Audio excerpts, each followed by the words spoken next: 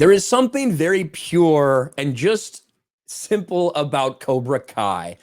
Cobra Kai is now in its fourth season. The fourth season just released on Netflix a few days ago. And you can see here the reaction for people, 100% by critics. I don't know if it's going to stay that way. That's kind of crazy. A 93% audience score right now. There is only an all audience. There's not like a verified or all audience like there sometimes is with these things. Will they do that at some point? Maybe. But as of right now, it's just all audiences. And I think that it is one of the best things out there on TV, whether it's streaming or not right now. It's not overly complex. It's actually fairly simple.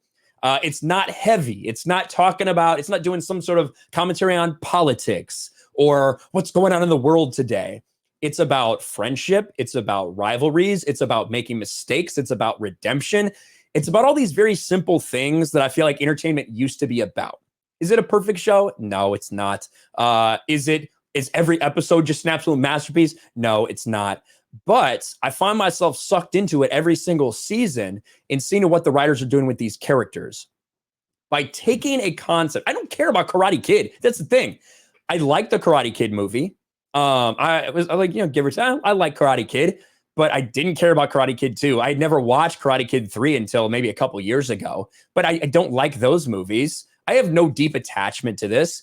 But somehow they take this thing that happened that long ago and weave it effortlessly into the story of Cobra Kai. And from the very beginning, you have this guy in Johnny Lawrence who for decades you thought was an asshole, a piece of garbage, right? A dude who was just a huge bully. And yeah, I'm glad he got his ass kicked by Daniel LaRusso. And they really flip that around and they show you that, wow, this dude's life has been terrible. And maybe he was a more sympathetic figure than you really thought. All this stuff that he went through. Yeah, he did some bad stuff. He regrets that now. But wow, look at this dude's life. And then you have Daniel LaRusso, who was the hero, who you look at, you're like, wow, he really did have a lot of things break his way. And it could have been really easy for him to go down a different path. And you see how stubborn he is in Cobra Kai. So even though you like Daniel LaRusso, he's still the Karate Kid. You're like, dude, you gotta open your mind sometimes and see what's in front of you. So we find ourselves rooting for Johnny Lawrence. For 4 seasons, we're rooting for Johnny Lawrence. And everybody just wants Johnny Lawrence to finally get a win, to finally get that true redemption. And the writers of this show are patient enough and controlled enough to give you just enough, but not all of it yet. That's waiting for season 5. Season 5, I believe, is anticipated to be the last season of Cobra Kai. And season 4, I think, is definitely better than season 3. It may be better than season 2. I don't know if anything's ever going to live up to 1, but I really thoroughly enjoyed this. It's something that makes me want to keep watching it and keep binging it. Once I start, I don't want to stop when I'm in the middle of it. And it's just so far removed from a lot of other things in entertainment right now. Is it a little bit simplistic at times? Yeah. Is it kind of circular in the relationship between Johnny and Daniel as far as, oh, they can't get along. Yeah, that's kind of the fucking show. Okay. And they finally, I do think, made a breakthrough at the end of this season. Terry Silver was a great addition to the show. I can't wait to see what they do next. What he did at the end between him and Kreese was really fucking good.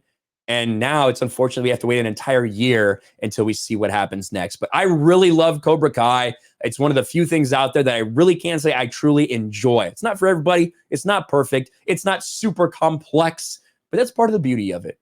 It's not super complex. It's a story that has a lot of interchanging parts. And one of the things is you have these characters who you find yourself rooting for at the beginning of the season for a certain reason.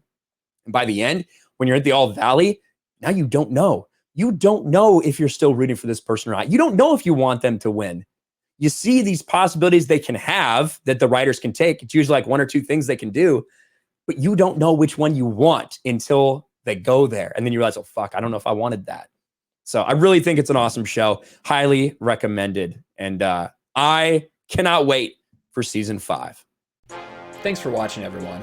And a huge shout out to my patrons. I appreciate you guys so much. Want to follow me on Twitter or Instagram? Check out the description below. You'll find links to my P.O. box and my Patreon as well. And I'll talk to you guys later.